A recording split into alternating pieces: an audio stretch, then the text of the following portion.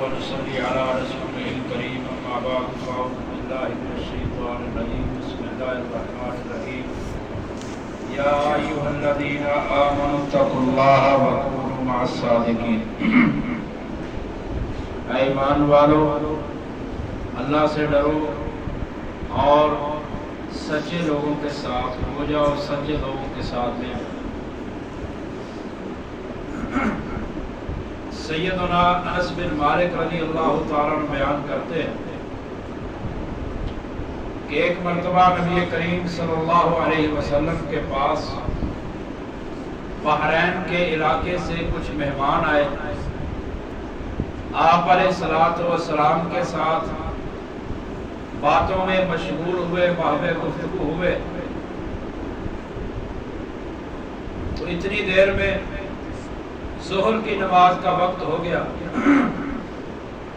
آپ علیہ السلام نے وضو کے لیے پانی منگوایا، وضو کرنا شروع کیا تو آپ علیہ السلام کے وضو کے پانی کے جو قطرات گر رہے تھے، صحابہ اکرام رضوان اللہ علیہم اجمعین ان قطرات کو زمین پر نہیں گرنے دے رہے تھے، بلکہ ان قطرات کو اپنے ہاتھوں پر لیتے، اپنے چہروں پر، اپنے سروں پر اور اپنے سینوں پر مل رہے تھے۔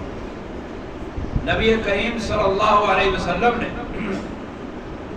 صحابہ کرام سے پوچھا کہ تم ایسا کیوں کر رہے ہو؟ تم میرے پانی کے قطرات، وضو کے بچے ہوئے قطرات جو ہیں ان کو اپنے جسموں پر کیوں مل رہے ہو؟ تو انہوں نے کہا ہم اس لیے مل رہے ہیں تاکہ ہم سے اللہ اور اللہ کا رسول محبت کرے۔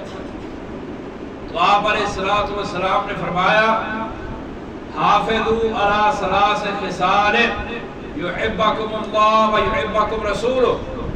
آپ علیہ السلام نے فرمایا کہ 3 کاموں پر تم ہمیشگی اختیار کرو، 3 کام، اللہ بھی تم سے محبت کرے گا، اللہ کا رسول بھی تم سے محبت کرے گا۔ پہلی چیز فرمایا صدق حدیث، جب بھی بات کرنی ہے تو سچ بولنا ہے، فرمایا سچ پر ہمیشگی اختیار کرنی ہے، سچ کو لازم پکڑنا۔ وَأَدَاءِ امانت، اگر کوئی امانت رکھے تو اس امانت کو ادا کرنا ہے، صحیح طرح ادا کرنا ہے۔ اور تیسری بات وَحُسْنِ جِوَارٍ، اپنے پڑوسی کے ساتھ اچھا سلوک کرنا ہے۔ اور میں 3 کاموں پر ہمیشگی اختیار کرنا ہوں، سچ بولنا ہے، امانت ادا کرنی ہے اور پڑوسی کے ساتھ حسن سلوک کرنا ہے۔ آپ نے فرمایا 3 کاموں پر ہمیشگی کر لو، تم سے اللہ بھی محبت کرے گا، اللہ کا رسول بھی محبت کرے گا۔ اللہ تعالی ہمیں عمل کی توفیق عطا فرمائے۔ سبحان ربک رب العزت عما یصفون وسلام علی المرسلین والحمد للہ۔